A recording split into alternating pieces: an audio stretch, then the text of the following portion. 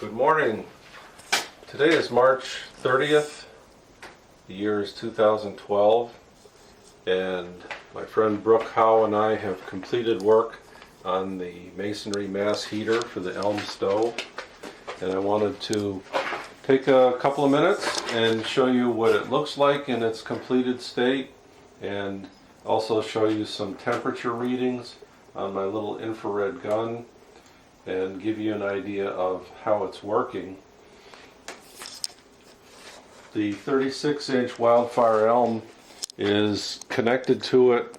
There are two T's, and the lower line is where the flue gases enter the mass heater. They return through the upper line and go up the chimney, as you can see. And if my daughter Melanie can take some readings, I'll take the readings, but if you can get the camera to... This is picking up a great deal of radiant heat from the stove, since this sidewall is only a foot or less from the stove. That's probably the hottest part, those granite cobblestones right there. No, it's a little bit hotter than the 240s and 50s on the bricks. The idea is there are various ways that this mass of brick and stone can pick up heat. See, as you get higher and farther from the stove, the radiant heat has less of an effect on it. In fact, what we're going to do is start here at the corner at a fairly hot place and track across the front of it, and you can see how the temperature is going down. When I came out here this morning to start the fire, all of this was 50 degrees. There had been no fire overnight. So all of the temperature increase has happened since then. But even at the floor level, this is very interesting. It's 64, 63 degrees.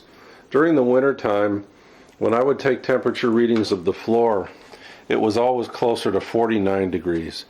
So even though it's not getting any direct radiant heat from the stove, this room is staying warmer because heat is given off from all parts of this masonry heater. Now, you wonder, why is the white part so much warmer than the surrounding stones? And that's because that's where the flue gases are circulating inside of there. Okay. What we're going to do is to turn that off and go around to the other room and take readings on the back side of it, because one of the primary motivations to do this was to provide heat to this other room that does not have a wood stove.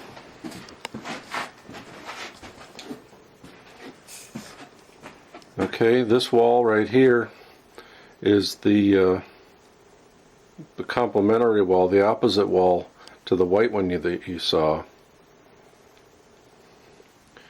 Okay, the bricks down here are only in the 60s. They're not picking up any of the radiant heat or the heat from the flue gases from the stove.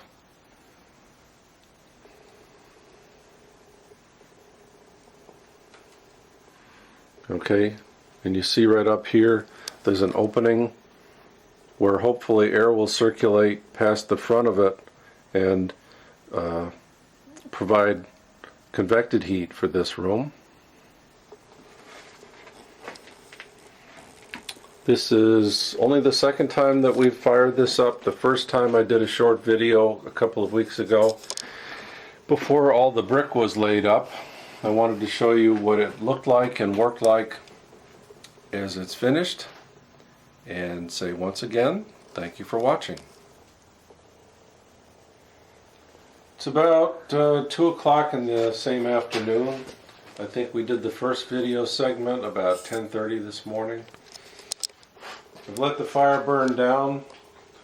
Just I'd like to see how the heat holds up, and once again I'll take some infrared readings. I haven't added any fuel at all since 10:30 or so, and we're still maintaining temperatures in the 120s and 130s. That's the hottest part, the core. But I think we'll see, let me cross in front of you, that the red bricks that were up as high as 140s, close to 150, they're down in the teens now. The stove itself is much cooler. It's roughly 200 degrees right here, which was 800 degrees at the hot point. That's quite a difference. But the heat's migrated down low on the bricks. The floor is cooled down about 3 degrees.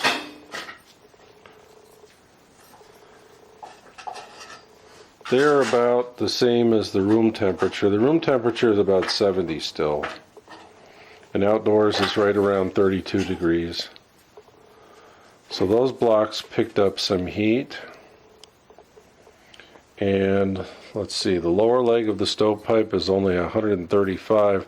That was in the 450 range when the stove was cranking. And coming out is only approximately 85 to 90 degrees. Whoops, no. 102 degrees. So the stove and the stovepipe have cooled down dramatically, whereas the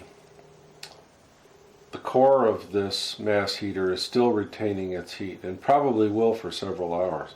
So that will be something interesting to keep an eye on through the afternoon and evening. But that was the idea. Fire it up hot. I gave this an unlimited amount of air, dry firewood, burn the stove as hot as you can for a full load of wood, and then let it go out and see what happens, where basically you want the mass to continue to radiate heat for hours and hours afterwards. And I think it's a success. Thank you for watching.